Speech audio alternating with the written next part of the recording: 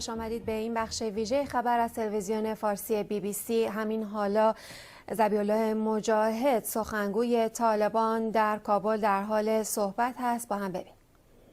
مردمی که از طریق آمریکایی ها فعلا انتقال داده میشن هیچ نوع سهولت‌هایی در اون کشورها برشان نیست. خبری را به دست آوردم که در کشور قطر تقریبا 5000 مردم ما و شما 5000 به تعداد 5000 که طفل و خانم و موسفید و جوان در او شامل هستند در گرمی بسیار داغ نگهداری شدند با بسیار مضیق و حالت سخت. در دیگر کشورها هم اگر یار انتقال میتن مثل زندان خواهد بود. پس این مردم ما قابل ترحم هستند. ما متواترا با آنها پیام دادیم که ترس نداشته باشند، هیچ کسی با آنها کار ندارن، بیاین به خانه و کاشانه خود مطمئن شوند. در رساندن همین پیام علمای کرام هم رول خود را ادا بکنند، چون این هموطنای ما شما هستند، مورد ترحم هستند. باید ما با آنها شفقت داشته باشیم. آنها که از کشور بیرون میشن، به خانه میشن، به اسباب میشن، از اقارب خود دور میشن، در داور است، زندگیشان در یک خطر میفته و اشغالگرا ترحم نداره برای آنها. آنها را باید در کومه اشغالگرا رها نکنیم. شما علمای کرام با ما همکاری بکنین، از هر وسیله‌ای که ممکن باشه و رسیدگی صورت بگیره مردم را پیام بدیم که پس بیاین به خانه و کاشانه خود.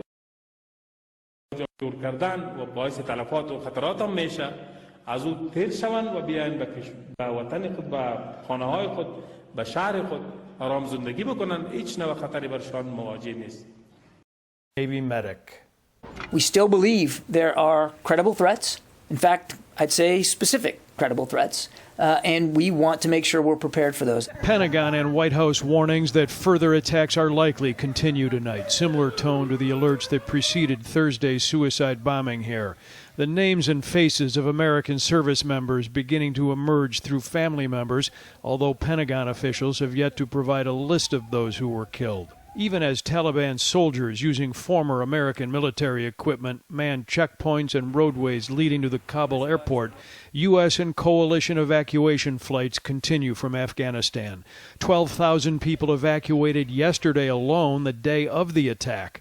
Now, a total well beyond 100,000 people have been flown out of the country since August 14th. And the August 31st deadline for full U.S. withdrawal coming early next week. These Afghan families arriving today at Washington Dulles Airport, with hundreds of evacuees being relocated to the U.S., including temporary housing here at Fort McCoy in Wisconsin. Some members of Wisconsin's congressional delegation touring the Army facility today were briefed on the plan for Afghan refugees.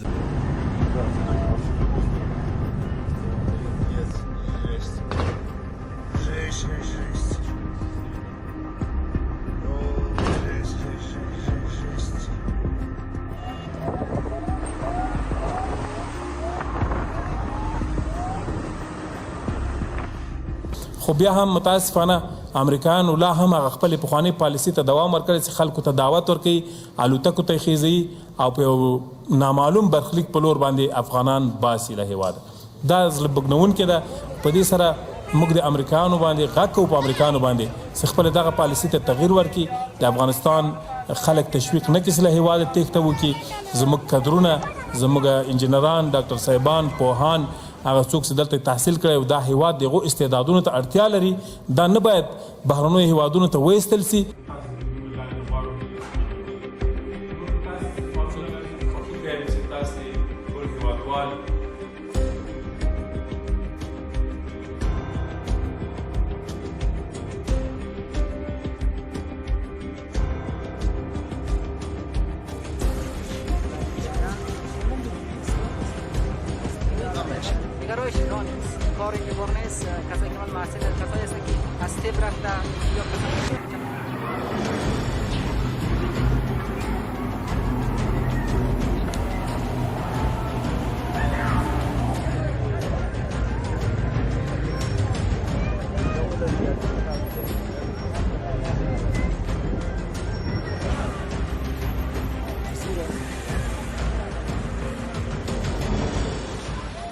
They had agreed to withdraw all their forces by May 1st, but they violated that deadline. Now, they have announced that they withdraw all their forces by August 31st. They should abide by their announcement. If they violate, so that would be a clear violation. In that case, it is up to our leadership to decide how to proceed and what to do.